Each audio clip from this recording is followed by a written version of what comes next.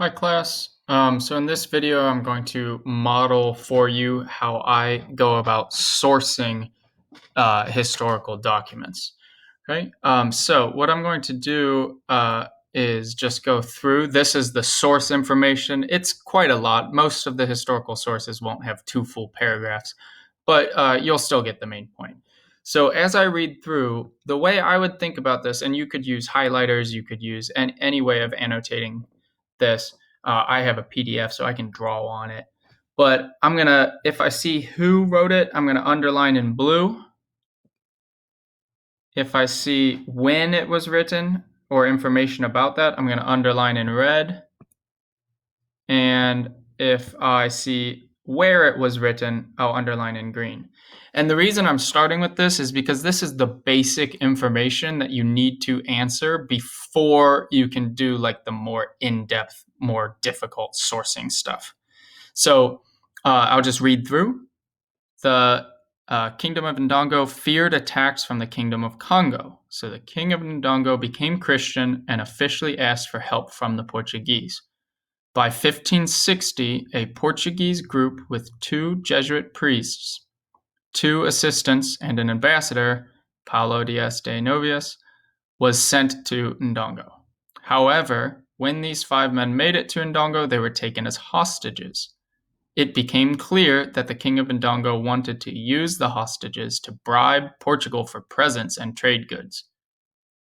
Paulo Dias, the ambassador, was eventually sent back to Portugal in 1565, but Father Gouveia died a captive in Ndongo in 1575. So that's a lot of background information. But the passages you will read are from letters written by Father Gouveia. So there is our who. So I'll underline that in blue. Father Gouveia. Father Gouveia. While he was a captive in Ndongo, to his superior in 1563. That is our when. 1563. 1563.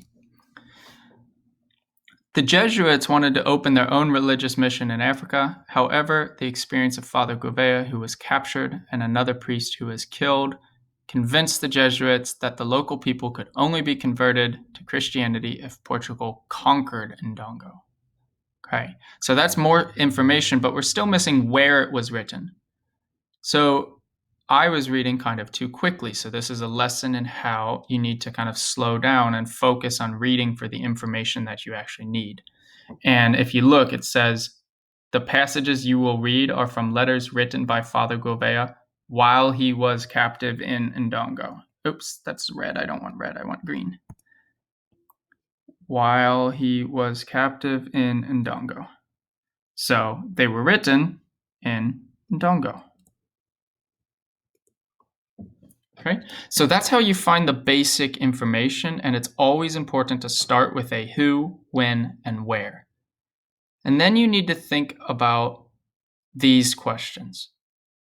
What is this guy's perspective? Well, he's literally a captive in Ndongo. He's a prisoner, and he's a missionary. He's going there to try to convert people to his religion. His purpose, he's writing this letter about his experience as a captive in Ndongo. And then how does all of that affect the reliability? Do you trust this guy to tell the truth about Ndongo? I would say no, because I think he's probably pretty mad that he's a prisoner and he doesn't think that he can successfully convert them unless Portugal conquers their kingdom. So that's just a quick modeling of how to go about this, and obviously reach out if you have questions.